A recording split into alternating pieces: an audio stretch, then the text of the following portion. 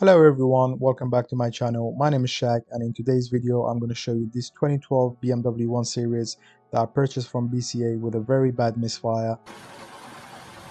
A problem that took months to fix and has given me nightmares. In this video I'm going to show you the full process, how much I paid for the car, how much we spent fixing the vehicle, and how much I'm going to sell it for, and at the end we're going to find out if I'm going to make money on the car or not. So this BMW was bought from BCA Bristol, which is quite a distance away from my house, and knowing that it had a misfire, I didn't want to repeat the same mistake as I did in my previous video, so I decided to book a transporter to go and collect the car for me. This way we're not risking any breakdowns on the motorway. So the next day after the car was dropped, I went outside and had a proper look, and I must say I was pretty surprised with the condition of the car. Every panel was straight and scratch free, and the blue color was in a really good shape for the age of the car. The car came with 2 keys and some service history, and it's fitted with an M Sport body kit, which makes the car really sporty and aggressive. The back of the car looked as good as the front, and the only bit of damage that I found on the vehicle were the scuffs on the wheels. The inside of the car was equally in a good condition as the outside. There were no damages on the seats and nothing out of the ordinary. Next, I wanted to turn my attention to the misfire that was reported on the vehicle, and I was hoping it was something small.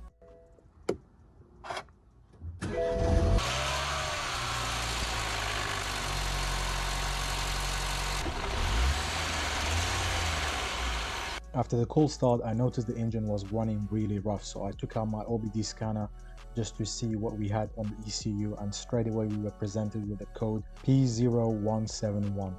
This code basically means the air and fuel mixture is too lean. There is too much air and too little fuel, so the car is not running correctly. And some of the things that cause this issue are a vacuum leak, bad fuel filter, bad MAF sensor, and a bad oxygen sensor. Firstly, I wanted to check the intake components such as the pipes, the hoses, and the intake box that take air into the engine. Make sure that they are all okay and they don't have any cracks or breaks in them. They all seem to be fine, and the next thing I wanted to check was the MAF sensor, or the mass airflow sensor, and to my surprise it was brand new. That meant it was recently replaced, and possibly somebody had a go to fix this issue before the car went to auction. And since the car has done just over 100,000 miles, I wanted to start checking the state of the spark plugs and the coil packs. So I started by removing the coil packs and then followed by the spark plugs. The coil packs didn't look that bad, but the spark plugs, as I suspected, were in a rough condition. So I ordered a new set of coil packs and spark plugs and started fitting them back to the car in the hope that it will fix the issue. Now at this point I was just shooting at the dark. I wasn't sure that this was going to fix the misfire since we didn't have any misfire codes,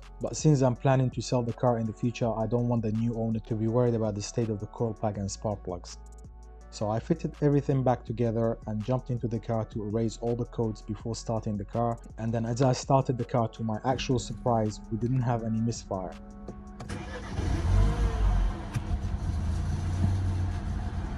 And at this point I wanted to take it for a quick test drive just to make sure we have all power and the misfire is not going to come back.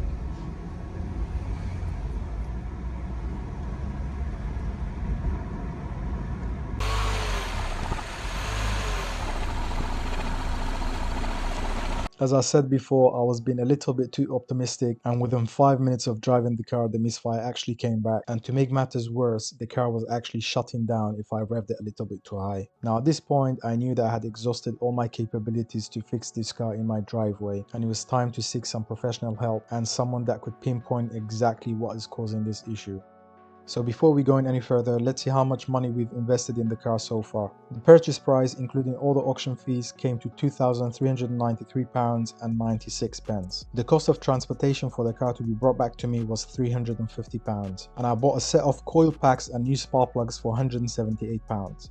The retail value of this car on Auto Trader is £5,000, and we still haven't fixed the misfire, and we don't know how much this is gonna cost. You probably can tell where this is going. Many months later. Yes, you heard that right. Many months later. This car has been an actual nightmare to deal with since the day I took it to my mechanics. They've spent countless days just to try and find out what was causing the misfire. This car had so many brand new parts fitted by the previous owner, who was possibly trying to fix this exact issue, and they were not successful. And the main issue was we were not getting any other error codes apart from the P0171. I had electricians come out to check the car and to see if they can find the issues. All the wirings were perfect, all the ECUs, everything was working properly, until one day a customer of my mechanic walked in and saw the car being worked on, and he randomly asked what was the issue. So after they explained to him, he mentioned that he had a similar car of the year and the same model and same engine, and he was experiencing the same issue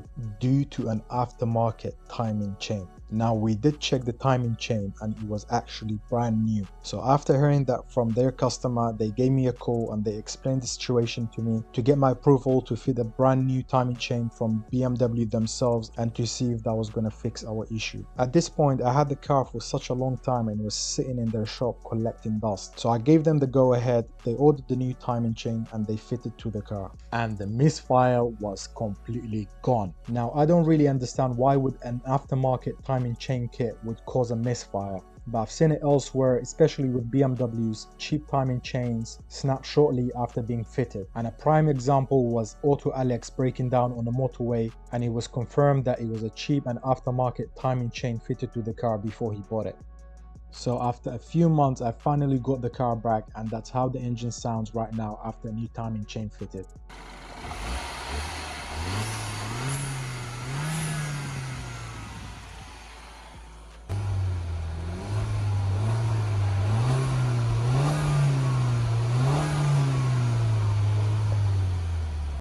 So it was finally time to give the car a thorough clean and get it ready for pictures. I knew that the car needed front disc and pads, but since I ordered the parts and they were coming the next day, I didn't want to wait around. I wanted to get the pictures done and then I will change those parts later on.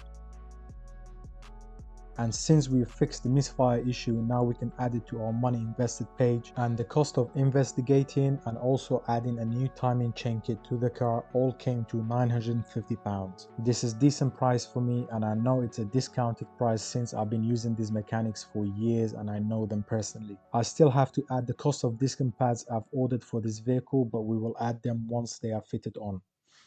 One last thing before taking the pictures, I wanted to address the scuffs on the wheels. I could have repainted those, but with the scuffs being very small and minor, I just added some black touch-ups on them and they were completely disappeared. And with the wheels addressed, now it was time to take the pictures.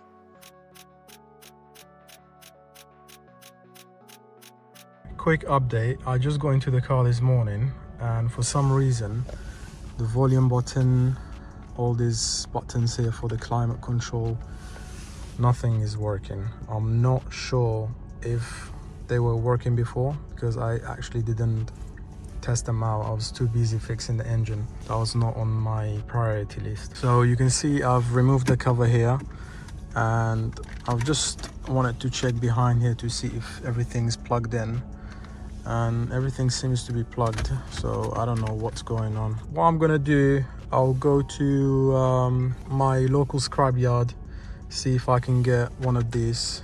If not, then I'll have to order it on eBay. So I managed to find the parts locally to me, but they actually didn't do the trick. They were not fixing the issue. I went through the fuse boxes and all the fuses were fine, so I ended up calling my mobile electrician out just to see if he was able to help and investigate the issue. Within a couple of minutes, he stripped the whole dash as you can see on the screen, and he was able to locate the part that was causing our issue. It was hidden well behind the dash, and without his help, I don't think I would have been able to find the problem by myself. Okay, so update on the panel that was not working. As you've seen in the clips, I had the electrician come out and check where the fault was, and as you can see, he's literally stripped everything. I would have never been able to find this fault myself, and our issue was this control module. For some reason it was not sending or receiving power, and I went ahead, before I called him out, I went ahead and I got these two from my local scrapyard, and I thought they were, maybe one of them were faulty. That one is over there, if you can see. So I fitted this two, again nothing worked, and once he found the issue, I took the part number and put it on eBay, and I bought this, and it came within a day, which was really quick. I'll fit everything back together, hoping that I know which part goes where, because obviously I didn't strip this. It's probably going to take me some time. Yeah, okay, so let's remove this. Now Oh, they look the same. Please work, because if that doesn't work, then I'm gonna have to bring him out and then do more investigation, which means more money spent on something that was not even listed on the report that this was not working. Okay, let's plug this in.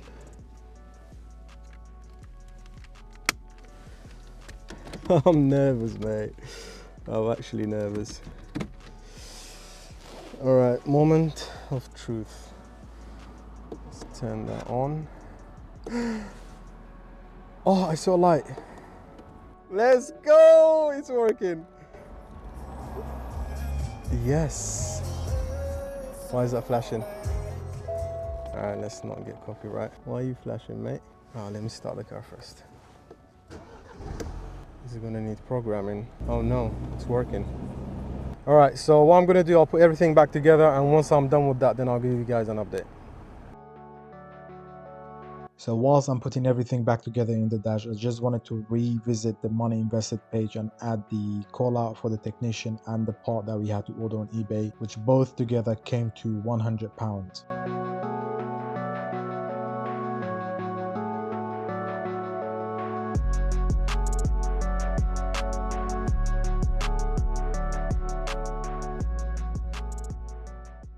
Okay, so after a bit of struggle, I've put everything back together. We didn't have any extra screws. I'm gonna have to do a scan on the car, or maybe if it needs a reprogram, because that other one came from same part but from a different car, so maybe that needs programming into this vehicle. And the last thing to do on this car is the front disc and pads.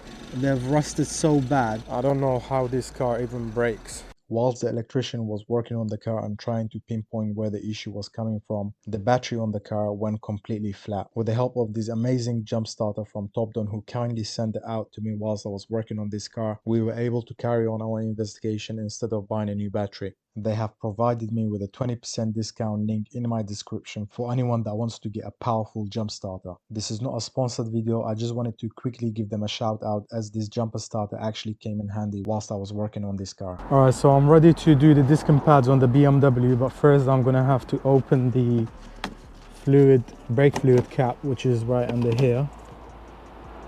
So this way, when we wind the pistons back, it will be a lot easier. Just make sure the top of it is covered so nothing falls inside it. And now we're going to remove the lock and wheel nut, and as you can see, this is a brand new one compared to the rest, because we didn't have the locking nut for the previous one, so we had to take it to the tire shop. They broke it for us. They've managed to damage the wheel a little bit, but that's not something major.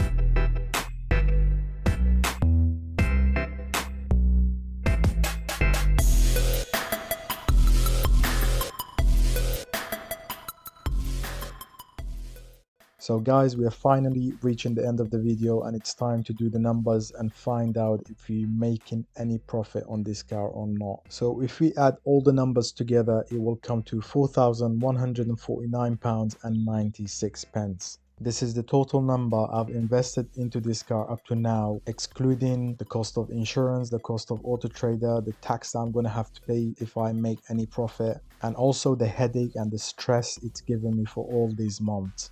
As mentioned before, the retail value of this car is £5,000, and luckily the retail has stayed the same throughout the months, so I'm still going to be able to sell it at £5,000. And if you do a simple calculation, £5,000 deducted by £4,149.96, this will give me a pre-tax profit of £850.04. And now I'm going to take away the tax, insurance cost, and the warranty that I'm selling with these cars, and these figures have been pointed out by you guys on my previous video, so I'm going to deduct them all in this video, and the real profit that will go into my pocket, it will be around £250.